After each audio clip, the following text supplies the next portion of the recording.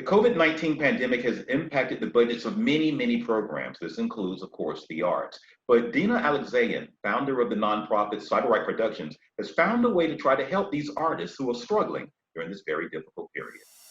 Our first question is, how did Cyber Right Productions get started? Well, Cyber Right actually started as a dance company, but more like a collective. So I created a hierarchy situation where these masters of dance, they represented different genres. There was Tanisha Scott for dance hall. There was Quick Step and Rockefeller for breaking. There was some of the members of Mop Top and Elite Crew for house and hip hop, like Link Khalif, Buddha Stretch, Tweety, and rest in peace, Marjorie Smart. And so what we would do is we would hold these very affordable, sometimes free workshops and open it to the public. And at the end, it was sort of like an audition, and whoever got in became part of that collective, that company. And then by 2005, we had our first showcase, with the dancers being the choreographers for that. And by 2006, we were a nonprofit, and we launched Love is Love, which is what we're pretty much infamous for. That's what I was about to ask you. For people who are unfamiliar with Love is Love, just share with us the mission behind it.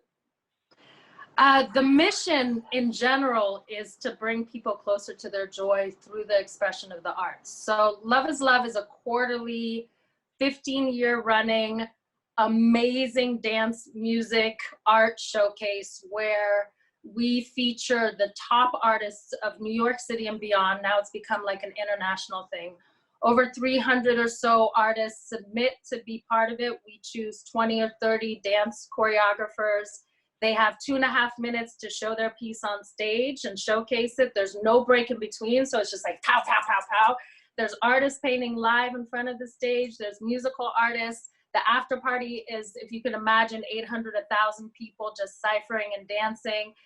Voodoo Ray was the, rest in peace, was the host as well and he really brought the community together, and it just is a phenomenal showcase. And so the deal with it is that about 50% of the audience is like friends and family supporting the artists, but the other 50% is what we call buyers. So they're different artists, different videographers, different agencies. So we've had Beyonce's dancers, Justin Timberlake's dancers, Cardi B, Missy Elliott, like Madonna's, on and on and on.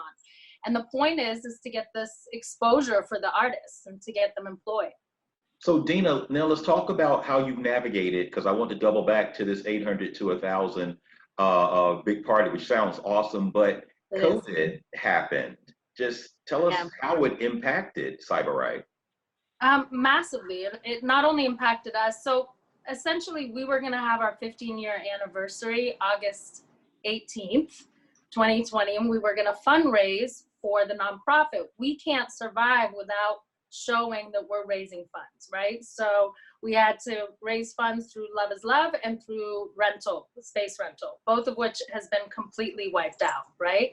So what we did essentially is that we had to sort of shift everything. And at the same time, the thousands and thousands of dancers that we're associated with and artists have lost 100% of their income. They cannot tour, they cannot showcase, they cannot teach class, they can't do any of that.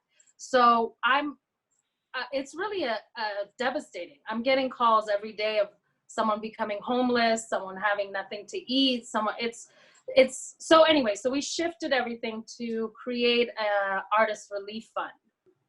Dinna, before we go, a couple of things now. This is just the reporter in me kicking in. Where are you from? And are you a dancer yourself, or what is your own background and connection? So I'm originally, I'm an immigrant, but I grew up mostly in the Bay Area. I came to New York in the end of 2003, and by 2004 was when I just was blessed to be connected with these amazing dancers, and I wanted to unionize them. So I was in New York until 2014, and now I'm between New York and Miami and California. I kind of go in between all three. I was a dancer, but I always had more of like a managerial kind of social work mind. I'm a licensed psychotherapist, So my mind is very much geared into how can I showcase, how can I highlight, how can I bring people closer to their joy.